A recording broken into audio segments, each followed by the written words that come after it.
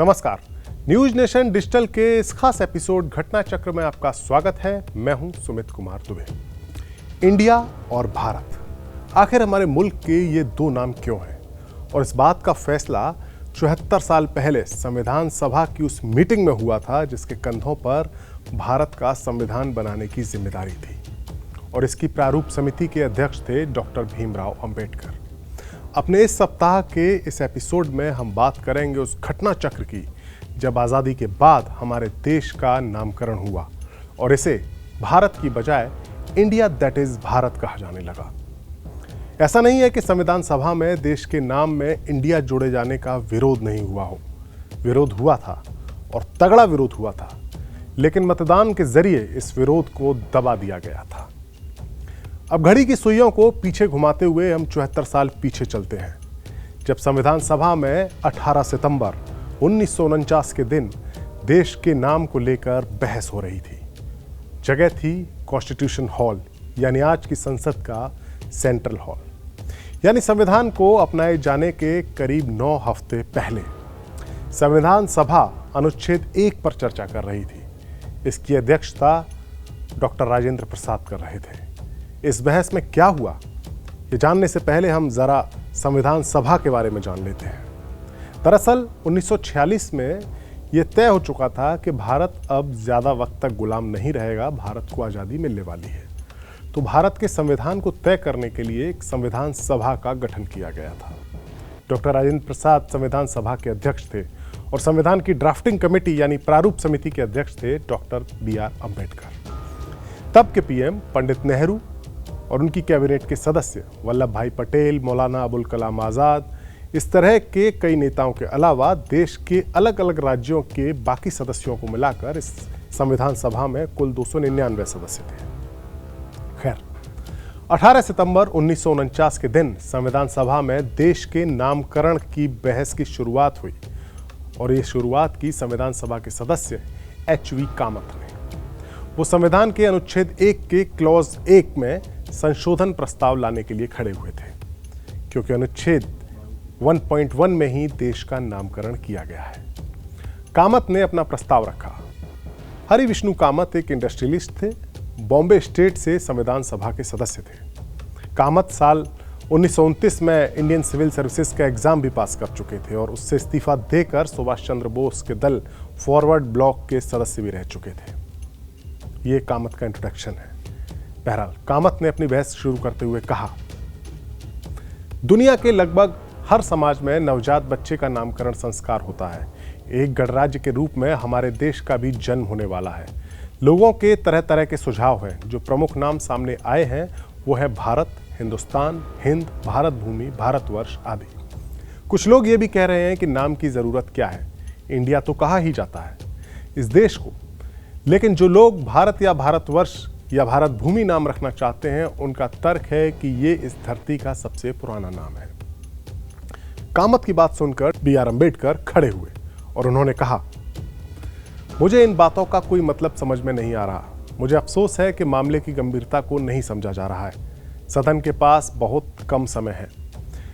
अम्बेडकर की बात पर कामत ने कड़ी प्रतिक्रिया देते हुए कहा कि जहां तक उनकी जानकारी है, डॉक्टर अम्बेडकर के पास सदन को चलाने की जिम्मेदारी नहीं है।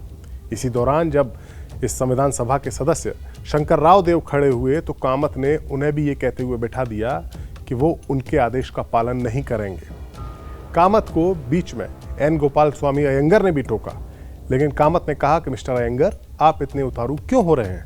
KM मुंशी की भी टोका टोकी को कामत ने नजरअंदाज किया और अपनी बात जारी रखी। कामत ने आयरलैंड की नजीर दी और कहा, आयरलैंड ने 1937 में अपना नाम बदला था। आयरलैंड के संविधान में लिखा गया है, the name of the state is Eire और in the English language Ireland, यानी देश का नाम आयर है जिसे अंग्रेजी में आयरलैंड कहा जाता है। अच्छा होगा अगर हम कहें भारत और in the English language India, यानी भारत या अंग्रेजी में कहें तो इंडिया, ऐसा लिखें। कामत ने आखिर में कहा कि देश के नाम में इंडिया को जोड़ना एक गलती है जिसे कबूल करते हुए उसे सुधारने की जरूरत है। उस दिन एच.वी. कामत ने एक ऐसी बहस को जन्म दिया था, एक ऐसी बहस का आगाज किया था जिस पर संविधान सभा के और भी कई सदस्यों ने अपना पक्ष रखा और नौबत मतदान तक आज जा पहुंची, वोटिंग तक जा पहुंची। बातें वेदों और पुराणों तक की हुई भारत के नाम को लेकर, इस देश के नामकरण को लेकर। कामत के संशोधन प्रस्ताव के बाद संविधान सभा का माहौल तल्ख हो चला था, क्योंकि मसला देश के नए नाम का था। अब कुछ और सदस्यों ने भी इस सभा में अपना पक्ष रखा। सेठ गोविंद दास बोलने के लिए खड़े हुए। सेठ गोविंद दास जबलपुर से आते थे, गांधीवादी विचारक और साहित्यकार थे। उनका कहना था कि नामकरण में ये ख्याल रखना चाहिए कि सबसे सुंदर नाम ही चुना जाए। Doctor B R. अम्बेडकर की ओर देखते हुए सेठ गोविंद दास बोले, डॉक्टर अम्बेडकर, मुझे माफ करें, इंडिया दैट इज भारत किसी भी देश के नाम के लिहाज से सुंदर शब्द नहीं है। हम ये भी कह सकते हैं कि भारत, जिसे विदेशों में इंडिया नाम से भी जाना जाता है, ये ज्यादा बेहतर होगा। हमारे मन में संतोष होगा कि हमने देश का नाम भारत रखा। कुछ लोगों को भ्रम है कि इंडिया हमारे देश का सबसे पुराना नाम है। उनकी इस बात पर संविधान सभा के अध्यक्ष डॉक्टर राजेंद्र प्रसाद ने पूछा कि आपसे किसने कहा कि इंडिया सबसे पुराना नाम है? तो इस पर सेठ गोविंद दास ने जवाब दिया और कहा, कुछ लोग ऐसा बोल रहे थे और इसके समर्थन में पर्चे भी बांट रहे थे। मैं बता दूं कि ये बिल्कुल गलत है। इद्दम और इदय जैसे शब्द वेदों में हैं, लेकिन इनका संबंध अग्नि से है। हुआ यूं कि जब यूनानी लोग भारत आए तो उन्होंने सिंधु नदी को इंडस बोलना शुरू किया और इंडिया वहीं से निकला। आप वेद, पुराण, उपनिषद और महाभारत को देखें तो हर जगह भारत शब्द का उल्लेख मिलेगा। विष्णु पुराण और ब्रह्म पुराण में मुझे भारत शब्द का उल्लेख मिला है। चीनी यात्री वेंग सांग ने भी अपनी यात्रा वृत्तांत में इस देश का नाम भारत ही बताया है। वेद पुराण की बात कहने का ये मतलब नहीं है कि मैं प्रगतिशील नहीं हूं, हालांकि हमारे प्रधानमंत्री और कुछ सदस्य ऐसा कहते हैं। सेठ गोविंद दास ने अपनी बात को जारी रखते हुए आगे कहा, देश का नाम भारत रखने का ये मतलब नहीं है कि हमें आगे बढ़ने से रोक दिया जाएगा। अगर हम देश का नाम इंडिया से बदलकर भारत नहीं रखेंगे तो लोगों को पता कैसे चलेगा कि अब अंग्रेजों का नहीं बल्कि अपना शासन है। हमें नहीं भूलना चाहिए कि हमने आजादी की लड़ाई में भी भारत माता की जय का नारा लगाया था। सेठ गोविंद दास जहां वेदों और पुराणों का जिक्र कर रहे थे, तो वहीं उनकी बातों में देश के पहले पीएम पंडित जवाहरलाल नेहरू के खिलाफ आक्रोश भी नजर आ रहा था।